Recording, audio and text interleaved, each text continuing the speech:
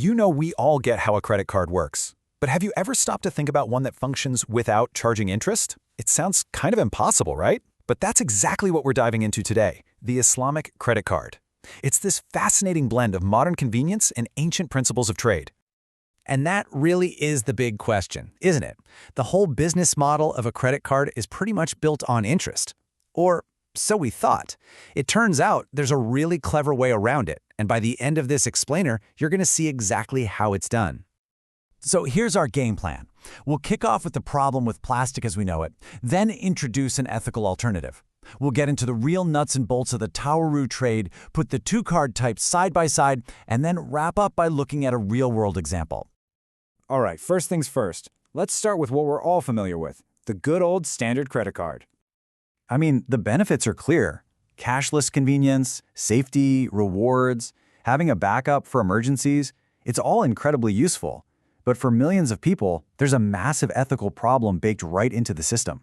And that is its complete reliance on interest, or riba, which is strictly forbidden in Islamic finance. This fundamental clash is what sparked the very innovation we're about to explore. So the puzzle is, how do you keep all that convenience but get rid of the interest? Well, you don't just try to patch up the old model. You have to build something entirely new from the ground up, and that is where the Islamic credit card comes into the picture. And here is the most important mental shift you have to make. An Islamic credit card isn't a loan. At its core, it's a trade-based financing facility. The system that's most widely used to make this all happen, especially in places like Malaysia, is a really smart structure called Tawaruk. And this brings us right to the heart of the whole system, the Tawaruk model. Let's break down how this thing actually works. Now, it might sound a little complex at first, but trust me, it's really just a logical sequence of trades. So, what exactly is Tawaruk? Well, in simple terms, it's a structured way to provide someone with cash by using a series of sale and purchase agreements instead of a direct loan. The whole concept revolves around real assets and transparent trades. Let's walk through this step by step. It starts normally. You apply for a credit card, but this is where it veers off the beaten path. To create your credit line, the bank first buys a real, tangible commodity. Think crude palm oil or something similar. Then, in the most crucial step, the bank sells that commodity to you on a deferred payment plan at a price that includes their profit. So for a brief moment, you technically own it. Then, acting as your agent, the bank immediately sells that commodity for cash. And that cash is what gets deposited into your card account. And just like that, you have a credit line, created entirely through a series of trades, not an interest-based loan. So now that we see the mechanics, how does this trade-based system really stack up against a conventional card? Well, putting them next to each other makes the differences jump right out at you. And this table lays it all out perfectly. The core contract isn't a loan, it's a sale agreement. The charges aren't fluctuating interest, they're a pre-agreed profit margin from that sale. If you're late, you're not facing compounding interest, you get a fixed compensation fee. Your spending is restricted to permissible or halal transactions.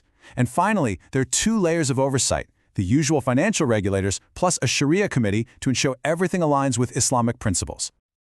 Now, theory is one thing, but let's see how this all plays out in the real world.